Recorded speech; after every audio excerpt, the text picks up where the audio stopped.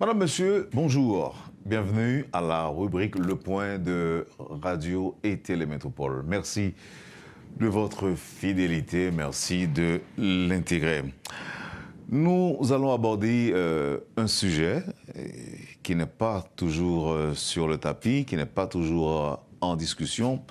Il s'agit de la gestion des eaux pluvieuses, des eaux pluviales. Et dans un contexte particulier, je dirais, où plusieurs villes haïtiennes sont souvent inondées à cause de la mauvaise gestion des eaux pluviales. L'invité de ce matin est le jeune Pierre-Man fils Pierre, qui est donc ingénieur, doctorant en génie civil à Polytechnique Montréal, niveau 5e année. Il a fait des recherches sur le dossier et ce matin, autour de la gestion des eaux pluviales en milieu urbain, il va partager ses recherches ou encore les résultats de ses recherches avec le public de Métropole. Pierre-Man, fils Pierre, bienvenue. C'est un plaisir de vous avoir sur le plateau de la rubrique Le Point, dans un contexte où Haïti est sous la menace d'une perturbation météorologique cette semaine. Bonjour encore une fois et bienvenue. Bonjour, Monsieur Théodore. Bonjour à toutes et à tous. Un plaisir de répondre à votre invitation ce matin. Le diagnostic, c'est quoi? On a parlé de gestion des eaux pluviales en Haïti. Et qui est en situation en Haïti aujourd'hui? Merci, Monsieur Théodore. D'abord, pour question ça. D'abord, ce qu'on devrait savoir, c'est que gestion des eaux pluviales en milieu urbain, il représentait une préoccupation majeure pour les municipalités à la grandeur de la planète. C'est pas uniquement en Haïti que question ça, je dis, ça posait problème, mais ça pose problème partout et ailleurs, à travers le monde, à la grandeur de la planète. Ce sont questions que municipalités, que ensemble de gouvernements, donc que ce soit dans des pays occidentaux ou encore dans des pays et comme le nôtre, Haïti, donc sont questions qui fondamentales parce que je dis nous avons un contexte qui est marqué par le changement climatique et aussi une urbanisation grandissante. En Haïti, Capanois, je dirais, les plus grave dans la mesure où nous sommes dans une dynamique en Haïti, côté que nous il y a des villes qui ont des réseaux d'assainissement qui totalement dégradés ou encore inexistants. Donc, c'est ça qui fait, donc, dans le cas pas nous en situation, les villes n'ont classe beaucoup plus difficile de la mesure où réseau, comme je venais de le dire, soit dégradé, soit il n'a pas existé du tout. Et si je prends le cas, il y a des villes dans le grand sud du pays qui dépourvues de réseaux d'assainissement et dans le grand nord qui dépourvues de réseaux d'assainissement. Et si je prends le cas de ma ville, les Gonaïves, gagnent un réseau qui non seulement dégradé, mais qui n'est pas entretenu et parfois mal entretenu. Donc, nous sommes dynamique vraiment alarmante. Donc, dans ça qui concernait gestion des eaux pluviales en Haïti et surtout dans le contexte de changement climatique et contexte d'urbanisation. Parce que, et en plus, situation pas noire encore en Haïti, nous gagnons un modèle que nous gagnons qui c'est tout à l'égout. Tout à l'égout, c'est-à-dire les faibles réseaux que nous gagnons, donc c'est à eux même seuls pour gérer la question. Donc, et cette forme de gestion ne tient plus la route. Donc, à savoir évacuer plus vite par des canaux. Donc, c'est une forme de gestion qui atteint ses limites et à travers le monde depuis les années 1980. Donc, si je prends en Amérique du Nord des villes comme Calgary, Minneapolis, des villes comme Toronto, le Québec et Portland, donc et même en Europe, les villes comme Paris, comme Lyon, donc comme Londres, ce sont des villes qui commencent à développer depuis environ une quarantaine d'années un nouveau modèle de gestion des eaux pluviales, qui c'est ce qu'on appelle la gestion durable des eaux pluviales. Donc, c'est une nouvelle façon de concevoir les choses visant à intégrer les eaux pluviales dans le développement urbain et pour empêcher donc qu'il y ait inondation. Donc, c'est ce que je peux dire en substance, donc en ce qui concerne le diagnostic de la situation en Haïti. Et vous l'aurez compris, Monsieur Théodore, à chaque moindre averse, vous le voyez en Haïti, donc c'est inondation partout. Et si je prends le cas de ma ville encore, et vous remarquez donc qu'il y a des inondations récurrentes. Donc en 2004, vous avez observé le cyclone Jeanne, donc avec les différents dégâts Oui. que ce cyclone avait occasionné. Alors, Et c'était Jeanne 2008, Anna, le c'était Jeanne passage Anna successif. Ike. Oui, bien sûr, en 2008, avec les passages successifs des cyclones Anna, Ike et Gustave au Gonaïve. Donc, c'était vraiment lamentable pour la ville. Donc, évidemment, donc c'est ça le diagnostic même de la situation en Haïti, avec les changements climatiques. Quand il pleut, inondation. Quand il n'y a pas de pluie, sécheresse.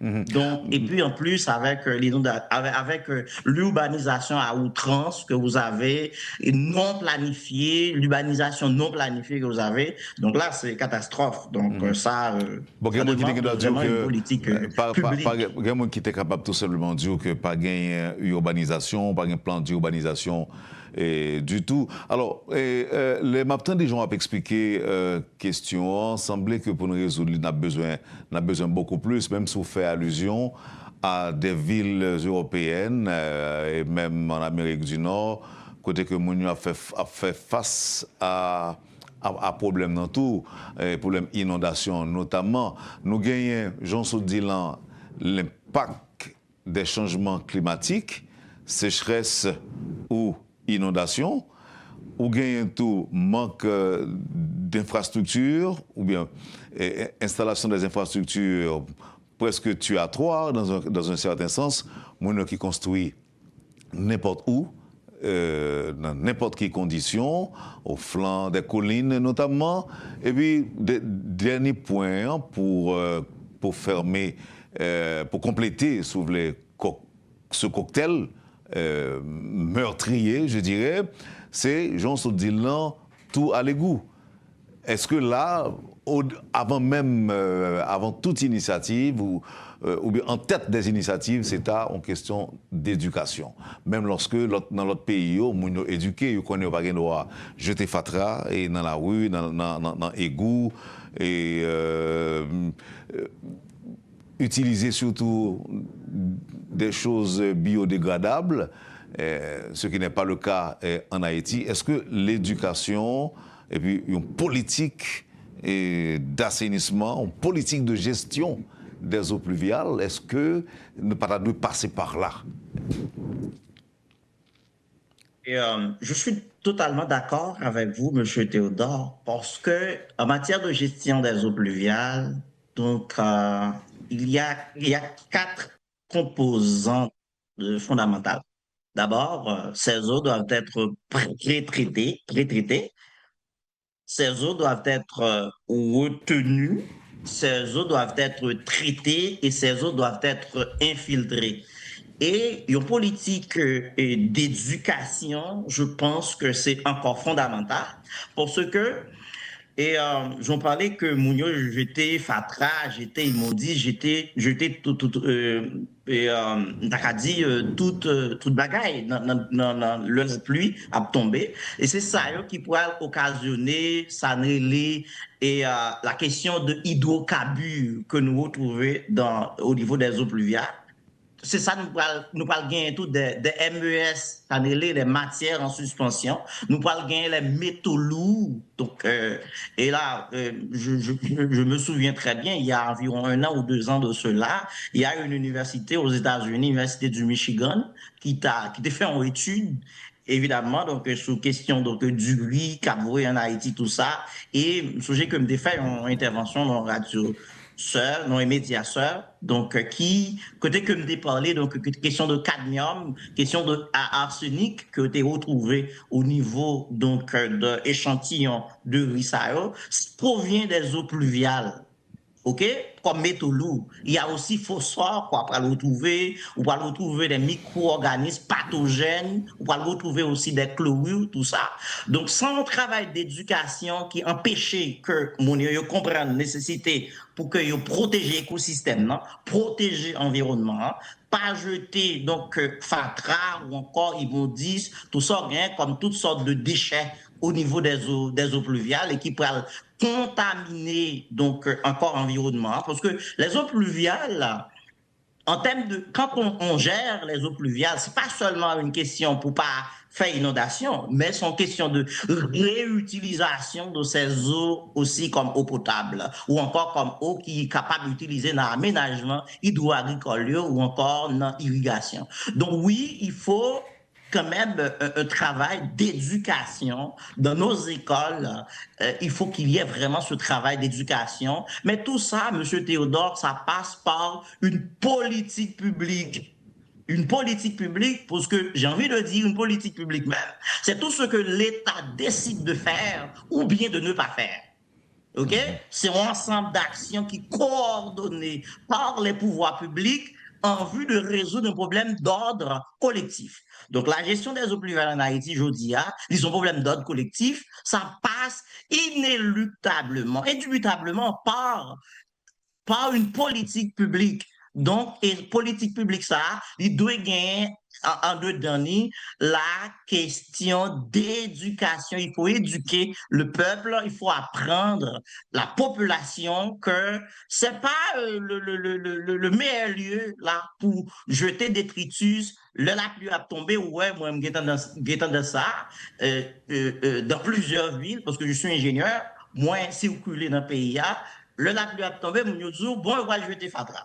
On va jeter fatra, probablement fatra ça a privé puis bas. Il va contaminer les cours d'eau, il va contaminer les océans. Donc, au fait, je suis entièrement d'accord avec vous, Monsieur Théodore. Il est fondamental à ce qu'il y ait un travail d'éducation qui puisse se faire. Et tout ça, ça passe par une politique publique parce qu'il faut que l'État, donc à travers ses structures régaliennes, donc à savoir le ministère des Travaux publics, Transport et Communication pour l'élaboration des guides de gestion des eaux pluviales, le ministère de la Santé publique, des ministères sectoriels, tout ça, le ministère de l'Éducation nationale, de la formation professionnelle. Oui, il faut qu'il y ait un travail d'éducation. Sinon, vous allez avoir des eaux pluviales qui ne pourront pas être réutilisées parce que ce sont des eaux qui vont être contaminées avec des hydrocarbures, avec les matières en suspension, avec les métaux lourds, avec phosphore, avec les micro-organismes pathogènes, avec les chlorures et avec les nutriments et tout le reste. Oui, je suis totalement d'accord, M. Théodore. Il faut quand même qu'il y ait un travail d'éducation. Sinon, là... Donc, ce sera à peine perdu. Oui, alors, pour qui ça me demande ça, c'est gens qu'on observe là, et c'est une pratique, d'après observateurs, qui a gagné la vie dure. Et même pour longtemps encore, c'est comme si gagner un réflexe. Bon côté, il y a pile monde.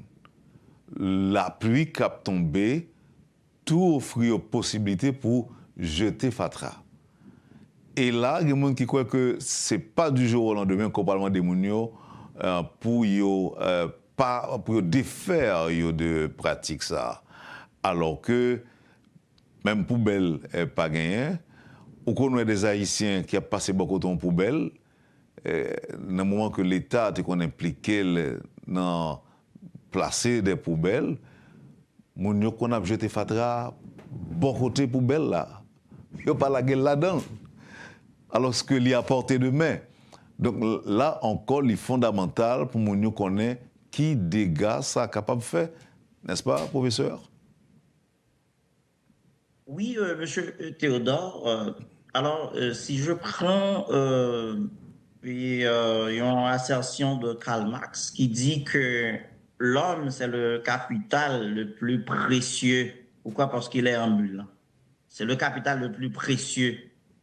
Donc, à chaque fois, il y a l'État qui gagne un rôle, c'est de rendre la vie possible sur son territoire. Le rôle de l'État, c'est de rendre la vie possible. C'est de permettre à ce que les gens puissent être heureux sur le territoire. Et justement, l'État doit être dans la vie, doit être présent dans la vie des gens. Donc, Jean, pour recentrer la balle, comme nous avons parlé de questions donc d'éducation qui doit être faite sur question ça. Si pas gagnons travail d'éducation qui fait, donc mon a été ignorant, et que mon a senti que c'est la bonne manière de faire, mon yo pas comprendre nécessité pour que yo protéger l'environnement parce que par exemple quand vous arrivez aux États-Unis ou encore au Canada ouais on monde la peut promener avec chieni par exemple donc ici au Canada des animaux de compagnie. Eh bien, c'est parce que nous comprenons que nous partageons un écosystème avec les animaux. Nous partageons un écosystème également avec les plantes. Il faut les protéger. Donc, il faut qu'il y ait un travail d'éducation. Donc, ça doit rentrer dans le curricula, il doit rentrer dans le programme, l'école. Et ceci, c'est, on va dire, c'est depuis la petite enfance, si mon a 3 ans, 4 ans, donc que parents, que parents d'abord à la maison, mais aussi à l'école, doivent commencer par inculquer l'ensemble de valeurs ça y est, pour protéger l'environnement, pour permettre à ce que les gens les pas jeter fatra n'importe qui côté, pas jeter fatra dans la rue, tout ça. Donc et quand vous arrivez dans des villes en Haïti, par exemple, moi-même, je voyage beaucoup dans le pays, moi circulé dans le pays, malgré faire études doctoralement au Canada, mais moi rentré en Haïti souvent et m'aller dans différentes villes, pour manquer que c'est des villes qui, malheureusement, en piteux état, donc en matière de fatra, ouais, tout côté, tout ça. Donc, je crois que, M. Théodore, comme je venais de le dire, dans cette dynamique, il faut que l'État puisse, il est capable d'impliquer pour que l'État baille le ton. Pour que l'État baille le ton. Parce que, que ce soit au Canada, aux États-Unis, en France, c'est pas qu'on joue, que nous décide comme ça, qu'il a fonctionné, qu'il a pu marcher suivant les règles, suivant les normes, mais il y a des mesures coercitives qui sont prises, qui sont adoptées et que par l'éducation, permettre de nous connaître, il faut que vous respectez la loi. Donc, en Haïti, je crois que nous devrions être dans cette dynamique également. Donc, pour que, oui, l'État baille le temps à travers les ministères sectoriels et puis, voilà, le ça pour manquer que nous, à la fond bonne gestion des détritus et puis, voilà, qui pas impacter sur la qualité des eaux pluviales parce que les eaux pluviales, la qualité est aussi fondamentale, comme je venais de le dire tantôt, la qualité est aussi fondamentale parce que même s'il n'a pas réutilisé, mais si aller dans les cours d'eau ou encore dans les océans, il pourra détruire les vies aquatiques également, même s'il ne pas réutiliser. Alors que nous sommes dans une situation, en Haïti, nous ne sommes pas dans une situation de stress en eau, ni de pénurie d'eau, vraiment, mais dans certaines régions, il est important à ce que nous soyons capables de réutiliser les eaux pluviales. Et dans cette dynamique, il faut que de l'eau, ça ne pas contaminé avec des... Est-ce qu'on est capable... Avec toutes sortes de contaminants que nous sommes capables d'observer au laboratoire au niveau des eaux pluviales. Est-ce qu'on est capable d'aider nous comprendre les ouvrages de gestion des eaux pluviales?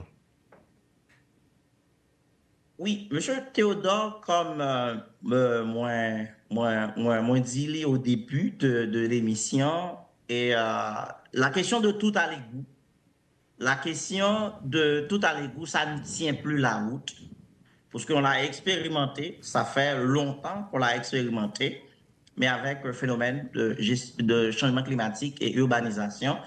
Donc, les chercheurs, au niveau de la communauté scientifique, ils ont remarqué visiblement que ça ne tient plus la route. Et c'est pour raison ça que, à partir des années 1980, ils ont développé d'abord un premier concept qui est pratique de gestion optimale des eaux pluviales, qui c'est les PGO, que utilisés en Amérique du Nord et en Europe. En Europe même, nous utilisons l'autre concept même qui est les TA, les techniques alternatives de gestion des eaux pluviales. Et moi-même, dans le cadre de recherche doctorale, nous développons l'autre acronyme qui est des ouvrages de gestion des eaux pluviales, parce que c'est les ouvrages de gestion des eaux pluviales qui ça fait. Ils d'abord ralentir, ils infiltrer les eaux pluviales pour que l'eau soit capable d'aller recharger le milieu souterrain ou encore aller recharger les nappes phréatiques. Donc, les ouvrages de gestion des eaux pluviales, c'est un ensemble d'ouvrages gris et ouvrages verts, ou encore un ensemble d'infrastructures vertes et infrastructures grises. Qui s'appelle les infrastructures vertes? C'est des infrastructures que donc nous utiliser de la végétation, nous utiliser les plantes indigènes et ils ont une double fonction. D'abord, ils ralentir les eaux, ils ralentir la vitesse, ils réduire le volume des eaux pluviales pour pas créer une pression au niveau au niveau donc du réseau d'assainissement. Et puis en plus, il y a l'autre rôle encore qui c'est le rôle d'embellissement. Donc, ensemble d'ouvrages, nous répertorions, donc, et puis qui permettent à ce que donc, nous réduisons l'inondation dans plusieurs villes au Canada, aux États-Unis et même en France. Et ouvrages griots, c'est des ouvrages qui sont en béton. Par exemple, vous pouvez avoir des bassins de rétention. Les bassins de rétention peuvent être en béton et des bassins de rétention des eaux pluviales peuvent être construits et avec de la végétation, avec des plantes indigènes et qui aident à embellir les quartiers. Et ensemble d'ouvrages, c'est des toits verts. Les toits verts, c'est des grands toits, par exemple, les grands toits que nous installés dans des zones industrielles qui permettent que rétention de l'eau jusqu'à 85% est faite sur place. Nous gagnons des bassins de biorétention. Donc non seulement nous retenir les eaux pluviales sur place et infiltrer sur place, et aussi avec avec des plantes indigènes que nous installer donc au niveau de bassin Sayo également, donc qui permettent à ce que voilà, infiltration l'y fait et puis avec un travail aussi de monitoring, un travail de maintenance qui fait sur une base semestrielle, sur une base mensuelle, et nous développer également uns outils qui les PEPOGEP, qui sont programmes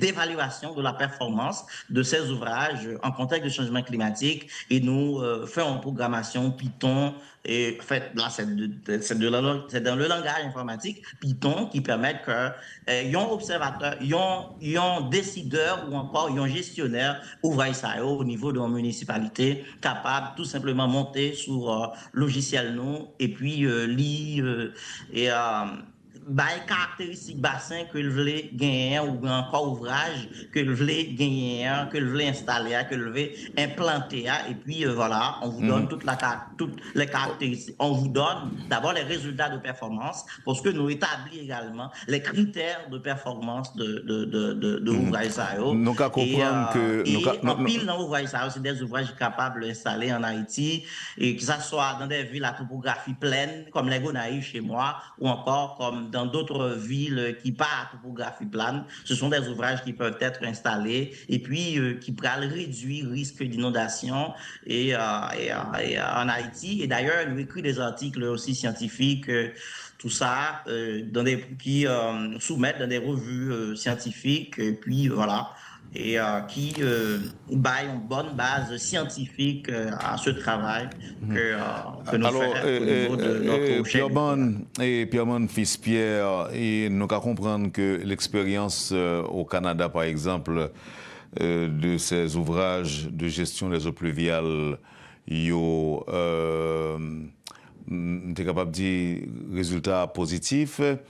Je vais proposer l'homme tourné, d'après mon dit avec nous, pour qui ça, par exemple, Haïti a dû adopter ces ouvrages de gestion des eaux pluvieuses, des eaux pluviales, pardon, et qui ça va le coûter, qui ça va le demander Haïti pour ta faire expérience ça, qui allait dans dynamique, si me comprendre, toutes sortes de là qui s'est réduit inondation dans la ville de New York qui pas toujours épargné lorsque il y a la pluie qui a tombé. Maintenant, pour ça, l'on tourne après pause là. Vous suivez, madame, monsieur, la rubrique Le Point de Radio et Télémétropole. L'ingénieur Pierre-Man Fils Pierre est l'invité de ce matin. Et avec notre invité, nous parlons de la gestion des eaux pluviales en milieu urbain. A tout de suite, après la pause. Bienvenue à la deuxième partie de la rubrique Le Point de ce matin. Notre invité, l'ingénieur Pierre-Man Fils Pierre.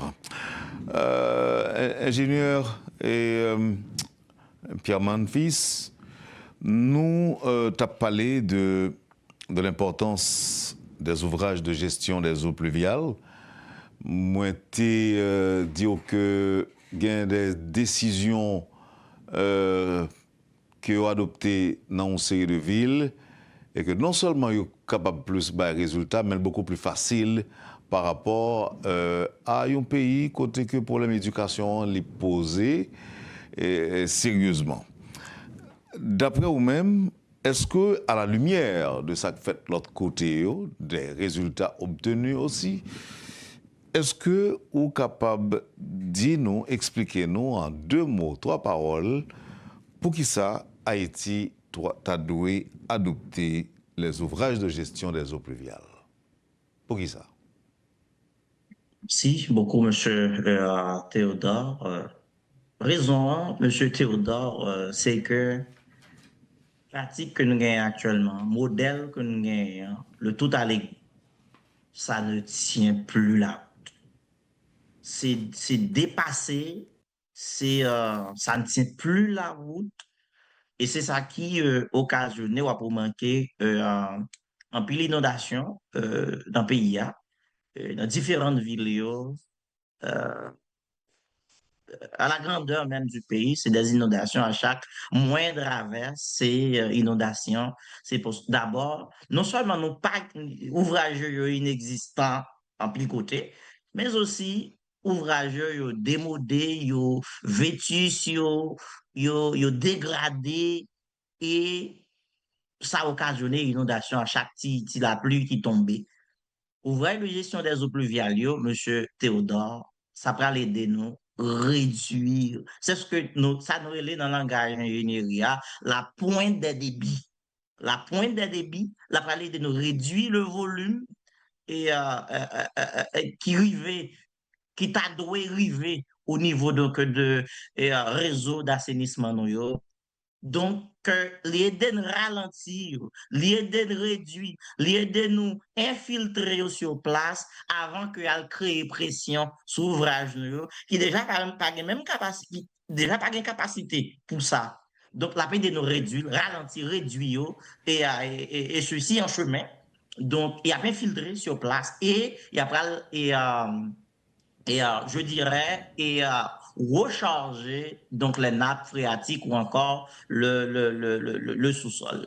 Mhm. Donc, c'est une obligation et c'est scientifiquement prouvé, obligatoire donc à ce que Haïti entre dans la dynamique ça pour que nous implantions des ouvrages de gestion des eaux pluviales. Et comment le D'abord, il faire? y a des Et comment ouvrages le faire? qui sont, Comment le faire? comment? Comment implanter ces ouvrages en Haïti? Comment les implanter? Donc, M. Théodore, ça rentre ni entrer dans le cadre d'une politique publique. C'est l'État qui peut décider à travers les municipalités. En plus, vous avez des municipalités qui sont en manque d'autonomie. Donc, dans ce sens-là, donc, on a gagné le ministère de Travaux publics. D'ailleurs, le ministre actuel, c'est mon ancien, alors, ce fut mon directeur de projet en génie civil, ingénieur aussi Raphaël.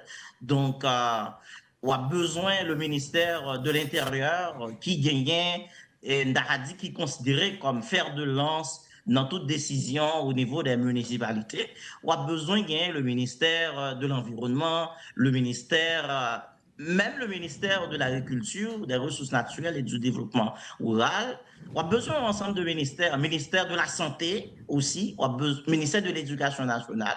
Donc, au fait, nous ne sommes pas en manque de professionnels, parce que moi-même, ces ouvrages-là dont je vous parle, moi-même, donc, moins sont professionnels dans l'implantation ouvrage ça, faire études, faire conception, et faire dimensionnement, faire implanter sur le terrain. Donc, on a l'habitude de les faire. On a fait les expériences dans plusieurs villes canadiennes, mais pourquoi pas en Haïti? On est capable de faire ces mêmes expériences en Haïti et ceci.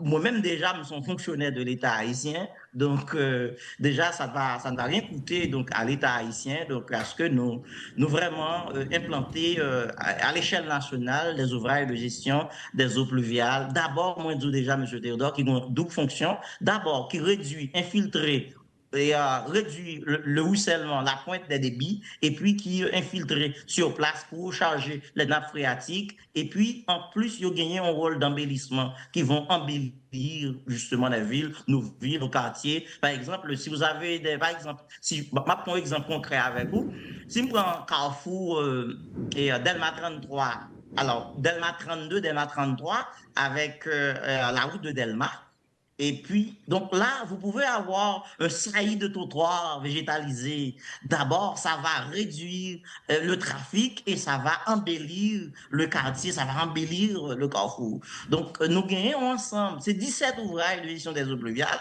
Il y en a gagnés qui sont capables d'implanter dans des climats froids. Par exemple, au Canada, gagné, c'est uniquement au Canada qu'on gagné de des milieux où il fait froid, mais gagné, tout, c'est des ouvrages que ont implantés donc dans des zones tropicales, dans des zones tempérées, tout ça. Et j'ai répertorié environ 12 ouvrages de gestion des eaux pluviales, biorétention, les trois verts, les non engazonnés. Malheureusement, nous n'avons pas d'autoroute dans le pays, mais par exemple, les bandes filtrantes également, ce sont des ouvrages Mhm. qu'on est capable d'installer pour capter, tuer les sédiments, pour ne pas arriver sous route. Parce que, quand vous manquez, M. Théodore, quand on construit une route, 2, 3 semaines après, à cause pas à cause d'urbanisation, à cause non pas traité bassin versant yo, à cause d'un bon problème, ou remarquez que gon pile d'immondices qui viennent sous route, mais là, ou capable de mettre des bandes filtrantes, capable tuer les gros sédiments pour pas arriver sous route, pour dégrader route là, parce que l'eau, c'est l'ennemi numéro un donc de bitume, non, en Mhm. général de route. Donc, c'est pour ça, certaines fois, on voit que dans certaines zones, c'est béton hydraulique qui est utilisé, mais surtout, c'est béton bitumineux. C'est où l'eau, c'est l'ennemi numéro un de l'île. Donc, il est important à ce que nous construisons des ouvrages de gestion des eaux pluviales pour protéger l'infrastructure, pour protéger le bâti. Mhm. Mais là, Jean, on va parler là, c'est des infrastructures à construire pour des résultats à long terme. Je dirais que c'est des résultats à court terme, pas des résultats vraiment à long terme, Monsieur Théodore. C'est des résultats, d'abord, c'est des résultats à court terme et même à moyen terme. Pour certains ouvrages, ils donnent des résultats à moyen terme. Et généralement, nous n'avons pas d'ouvrage pour des résultats à long terme. Pas à long terme. C'est d'abord dans l'immédiat que la construction de ces ouvrages-là donne des résultats concrets, des résultats que vous pouvez observer là, que ce soit dans les villes ou encore sur les routes, autoroutes, routes, tout ça. Donc, c'est des ouvrages qui donnent des résultats et à court terme. OK. Et résultat, ça, c'est réduire quantité et volume inondation qui qu'on fait après chaque pluie, après chaque pluie de 5-10 minutes en Haïti. C'est ça. Et au fait, nous pas en ingénierie, nous pas les pluies. Alors, en fait, c'est pas la durée, c'est l'intensité de la précipitation qui nous intéresse. Donc, c'est des ouvrages qui baillent des résultats avec des pluies avec des pluies jusqu'à 20 mm, jusqu'à 20 mm, jusqu'à 20 mm. Donc, par exemple, à la ville de Portland, on a construit des biorétentions qui donnent des résultats et qui réduit donc au pluvial et puis qui infiltre jusqu'à 85% à la ville de Portland. À la ville de Chicago, à l'hôtel de ville de Chicago également, vous allez remarquer qu'il y a un toit vert et ce toit vert-là donne des résultats jusqu'à 97% de réduction des eaux pluviales. À Toronto également, donc des toits verts donnent ces mêmes résultats. Et à la ville de Québec également, donc vous avez des bassins de biorétention qui donnent des résultats. Donc, nous pas des résultats en termes de durée de la pluie, mais en termes plutôt de intensité de précipitation, plutôt. Mais ce n'est pas des ouvrages à eux seuls qui gèrent le problème. Vous avez quand même le réseau d'assainissement qui existe, qu'il s'agisse d'un réseau combiné ou un réseau séparatif. Le réseau existe et ces ouvrages-là viennent en appui. En appui. Au lieu que tu aies 100% de l'eau qui arrive donc, au niveau de l'ouvrage de réseau d'assainissement, qui soit séparatif ou combiné, et là, nous parlons de séparatif là, c'est-à-dire on est capable de gagner un réseau qui gagne d'abord en conduite ou bien un tuyau qui potait de l'eau la pluie seulement et on l'autre tuyau qui potait de l'eau usée. Les eaux usées, c'est des eaux que et voilà, pour éclairer lanterne et public là. Donc, eau usée, c'est des eaux de lessive, les eaux qui sortent dans habitation, tout ça, que c'est des eaux qui sont considérées comme des eaux contaminées. Donc, eau pluviale, c'est des eaux au début, qui ne sont pas contaminées, mais en chemin, qui pourraient contaminer. Donc, au fait, ouvrage ça, ou même, ils viennent en appui plutôt avec réseau d'assainissement pour permettre, qui est capable de réduire jusqu'à 99%. Même.